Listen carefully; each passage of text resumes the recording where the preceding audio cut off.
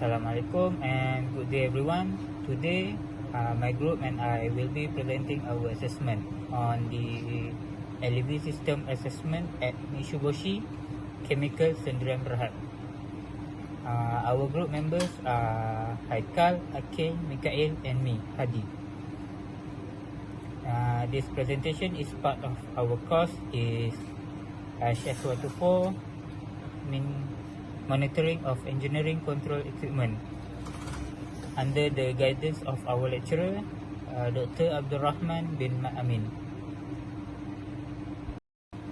Okay, let me start with the purpose and objective of our assessment. First, our main goal is to assess the performance of the LEV system used at the facility.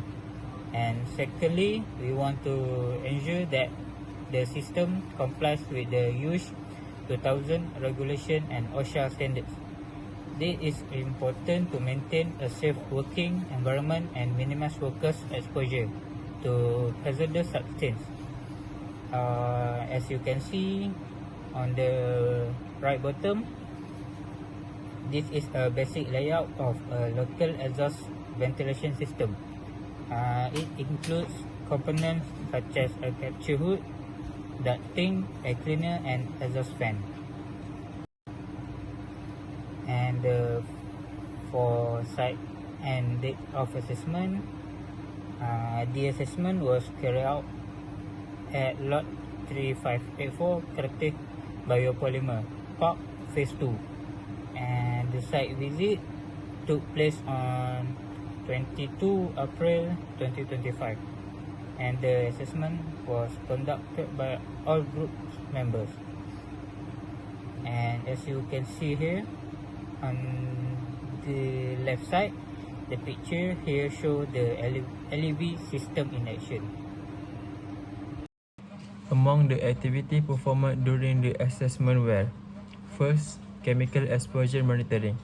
This involved identifying and measuring the concentration of hazardous chemicals present in the workplace air to determine if workers were exposed beyond the permissible exposure limit (PEL).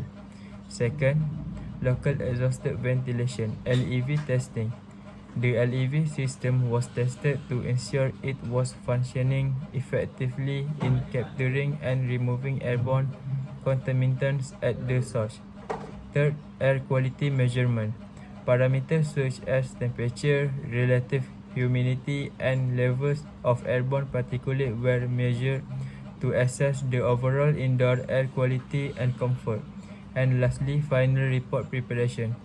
A comprehensive report was compiled, detailing all findings, measurements, analysis, and recommendations for improving workplace environmental conditions and ensuring compliance with relevant regulation.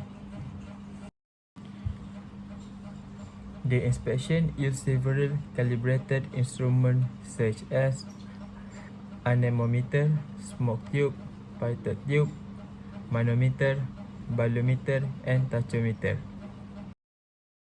For LEV system description, there is one LEV system installed, consisting of a vertical sash airfoil fume hood, PVC ducting, a centrifugal fan, and an active carbon filter. Next, key result phase velocity. The phase velocity of 83 fpm meet the requirement of 80 to 100 fpm, so the status is pass. For phase flow rate, the value is 702 fpm. There is no requirement, and the status is pass. For key result of duct velocity and fan, duct velocity 1697 to 1834 fpm, flow rate 593 to 640 cfm. For the fan, RPM 2790, the baseline is 2800. The pressure reading is normal.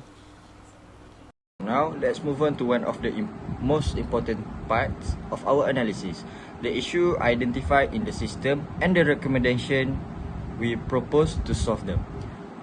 Starting with the issues, we have identified two main concerns. First one, minor dust accumulation. While this might sound minor at first glance, over time, dust build-up can significantly affect the performance of HVAC system, exhaust system, or any setup involving airflow. Accumulated dust can clog filters, reduce system efficiency, and even pose health risks if left unchecked. Second one, incomplete maintenance record. This is a critical gap in operational management without proper and consistent documentation of maintenance activities. It becomes extremely difficult to track the system's condition, predict failures, or identify recurring issues. It also hampers accountability and compliance with safety standards. Now let's talk the recommendation to address this problem.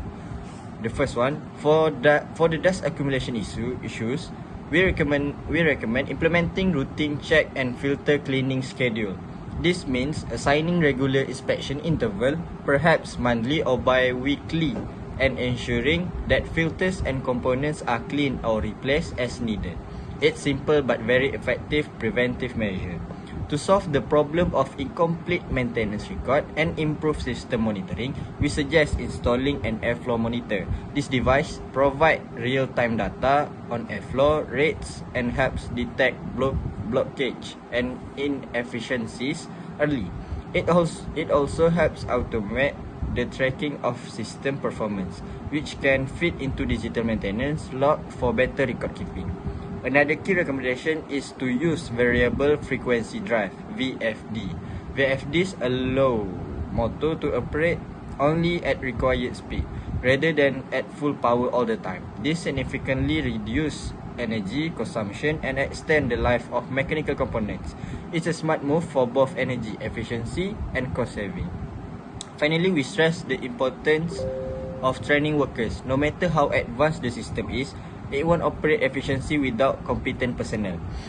Workers should be trained and not only to operate and maintain equipment properly, but also to understand how to respond to alert from monitoring system and follow standard operating procedures effectively.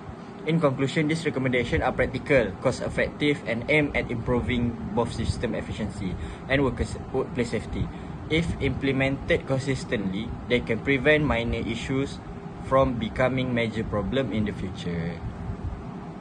So now, let me conclude our assessment regarding the fume hood system at Mitsubishi Chemical Sdn Bhd. Based on our evaluation, the overall condition of the fume hood system was found to be good.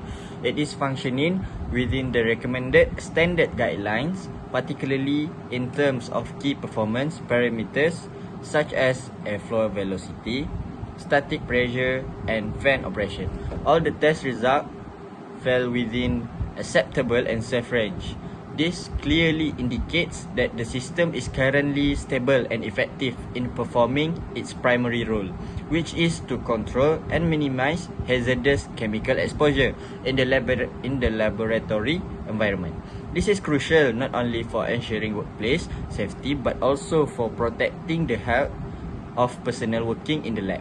However, while the current performance is satisfactory, we have also identified areas for potential improvement for the system to continue performing efficiently and safely in the long term.